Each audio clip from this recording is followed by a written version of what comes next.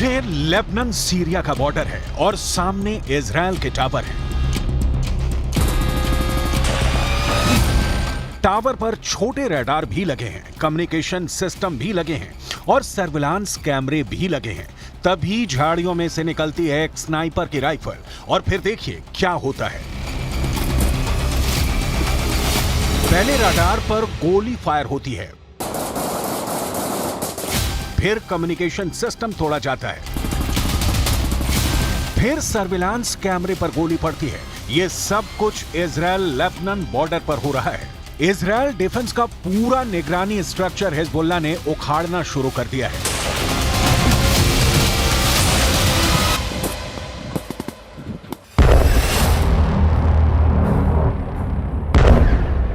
लेकिन इसके बाद जो होता है वो नेतन्याहू को डरा देगा। यह हनीता बॉर्डर पॉइंट है। यहां एक मिसाइल निकलती है और सीधे बॉर्डर पर खड़े इजराइल के मरकावा टैंक को फोड़ देती है। एक बार देखिए हमला कैसे होता है।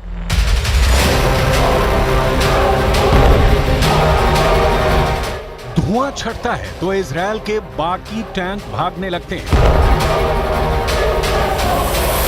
दूसरा वीडियो दोहरा बॉर्डर पॉइंट से आया है। यहां भी इजराइल का मरकावा टैंक घूम रहा था और फिर होता है एक बड़ा हमला।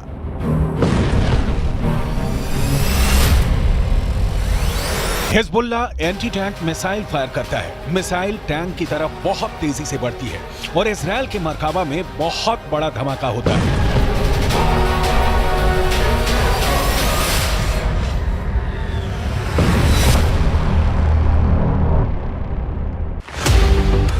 लेबनान बॉर्डर पर इजराइल के टैंक पर हमलों का वीडियो बहुत डराने वाला है।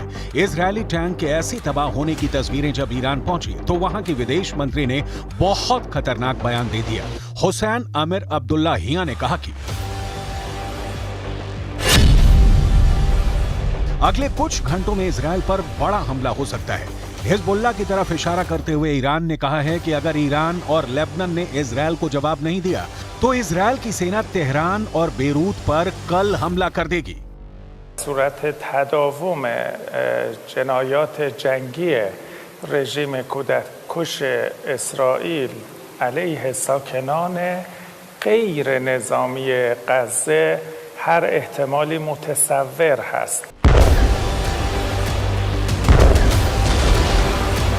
इसमें कोई शक नहीं कि इजराइल की फौज जिस तरह से गाजा को हजारों टन बम मारकर समतल कर रही है, इसने ईरान को बहुत ज्यादा बेचैन कर दिया है। ईरान ने पूरे पश्चिम एशिया का एक एक इंच नापकर इजराइल की ताकत का पूरा अंदाजा लगा लिया है।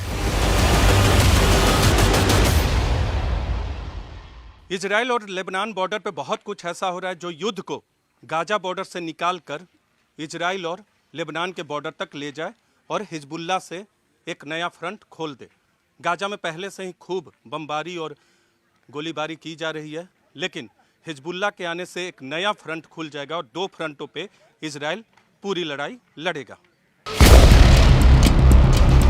इजराइल पर हमले का खतरा इसलिए बढ़ गया है क्योंकि ईरान के supreme leader Ayatollah Ali Khamenei ने अमेरिका तक को चेतावनी जारी कर दी है। अली खामनेई ने कहा है कि अगर गाजा में इजराइल के जुल्म खत्म नहीं हुए तो दुनिया की कोई ताकत मुसलमानों को रोक नहीं पाएगी। हमास के हमले के बाद ईरान ने इस वक्त अपने मिलिशिया गुटों और मित्र देशों को एक्टिव कर दिया है। सऊदी अरब, जॉर्डन और मिस्र से भी इजराइल को कड़वे शब्द ही मिले हैं। इस वक्त हिजबुल्लाह भी एक्टिव है, इस वक्त सीरिया भी एक्टिव है, इस वक्त इराक में ISIS का खात्मा करने वाली फोर्स हश्द अल शाबी भी तैयार है, इस वक्त यमन भी एक्टिव है।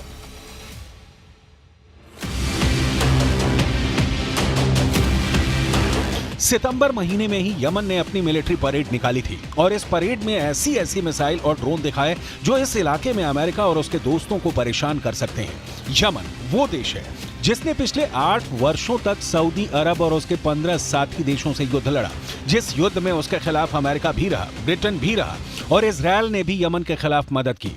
अब वही यमन अमेरिका और इजराइल दोनों को ललकार रहा है।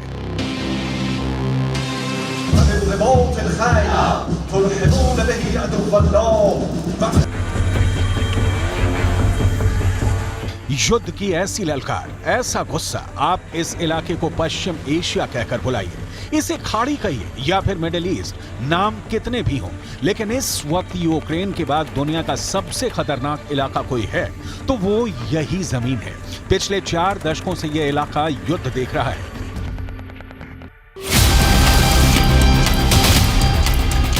यमन के इस मिसाइल का नाम है तूफान, जो 1000 किलोमीटर की रेंज तक मार कर सकती है।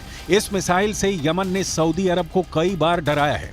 इजरायल को भी लगता है कि यमन को ऐसे और हथियार मिल सकते हैं और फिर वो उसके लिए खतरा बन जाएंगे। ईरान भी यही डर फैलाना चाहता है। जाहिर है कि इजरायल के लिए ये एक नया फ्रंट साबित हो रहा है। अब गाजा के धमाकों ने हिजबुल्लाह के साथ ईरान को युद्ध में कूदने के लिए तैयार कर दिया है। इसलिए इजरायल और अमेरिका के खिलाफ उसका युद्ध किसी भी वक्त शुरू हो सकता है। آمریکایی‌ها همونطور که گفتم پیام‌هایی رو میدن، به ما هم پیام دادن. پیامشون به ایران شامل تأکید بر خویشتن‌داری و عدم گسترش جنگ بود. ما به آمریکایی‌ها پاسخ میدهیم که ما به دنبال گسترش جنگ نیستیم، اما خویشتن‌داری نمیتونه یک جانبه باشه. شما نمیتونید به حزب الله لبنان توصیه بکنید خویشتن‌داری بکنه، بعد به نتانیاهو بگویید دست شما رو باز میگذاریم، هر جنایتی رو میخوای علیه غیر نظامیان انجام بدهید. इजरायल का दावा है कि हिजबुल्लाह के पास करीब 1.5 लाख रॉकेट हैं, जिसके टारगेट पर इजरायल है। 1.5 लाख रॉकेट क्या कर सकते हैं, इसका अंदाजा इस बात से लगाइए। 7 अक्टूबर को हमास ने इजरायल पर एक साथ 5000 रॉकेट दागे, जिसकी वजह से इजरायल का आयरन डोम भी पूरी तरह से नाकाम हो गया। सवाल यह है कि अगर ईरान इजरायल पर हमला करता है तो फिर क्या होगा? ऐसे हालात में अमेरिका क्या करेगा, क्योंकि ईरान के आसपास अमेरिका के इतने मिलिट्री अड्डे हैं जहां से ईरान के खिलाफ हमले लॉन्च किए जा सकते हैं। इसलिए कोई शक नहीं कि गाजा में युद्ध के साथ साथ अब इजरायल से पहले उसने अमेरिका के फौजी अड्डों को अपने टारगेट पर ले लिया है।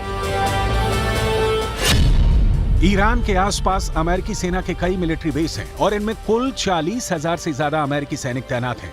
इसमें कुवैत में 10 सैन्य अड्डे हैं और यहाँ अमेरिका के 13,000 से ज्यादा सैनिक हैं। बहरीन में अमेरिका ने 12 अड्डे बनाए हैं और यहाँ उसके 3,700 से ज्यादा फौजी तैनात हैं। सऊदी अरब में अमेरिका के 10 मिलिट्री बेस हैं, यहाँ 3,000 अमेरिकी सैनिक तैनात हैं। ओमान में अमेरिका के 6 अड्डे हैं, यहाँ उसके 600 सैनिक तैनात हैं। संयुक्त अरब अमीरात में अमेरिका के 3 अड्डे हैं और यहाँ उसके 5,000 सैनिक तैनात हैं। कतर में अमेरिका का सबसे बड़ा मिलिट्री बेस है और यहाँ 13,000 अमेरिकी सैनिक रखे गए हैं। ये वो देश हैं जहाँ से ईरान बहुत ज्यादा करीब है। लेकिन ये अड्डे भी ईरान की जद में हैं और इस वक्त इजरायल तक उसकी मिसाइलों की रेंज में आ चुका है। ईरान के ड्रोन की रेंज भी बढ़ती जा रही है। अब पश्चिम एशिया के वो इलाके भी उसकी पहुंच में हैं जहां अमेरिका के अड्डे हैं और इस वक्त नेतन्याहू और बाइडन दोनों ईरान की बढ़ती ड्रोन पावर को लेकर काफी बौखलाए हुए हैं। अगर इजरायल और लेबनान बॉर्डर पर युद्ध होता है और इसमें ईरान भी शामिल हो जाता है तो समझ लीजिए इन सभी अड्डों से ईरान पर हमले लॉन्च किए जाएंगे या फिर ईरान इनको अपने मिसाइल अटैक से मिट्टी में मिला देगा। ईरान पहले ही अमेरिका को अपने आसपास बर्दाश्त नहीं कर पा रहा और अब गाजा इजरायल के बीच युद्ध ने युद्ध का एक नया बहाना दे दिया है।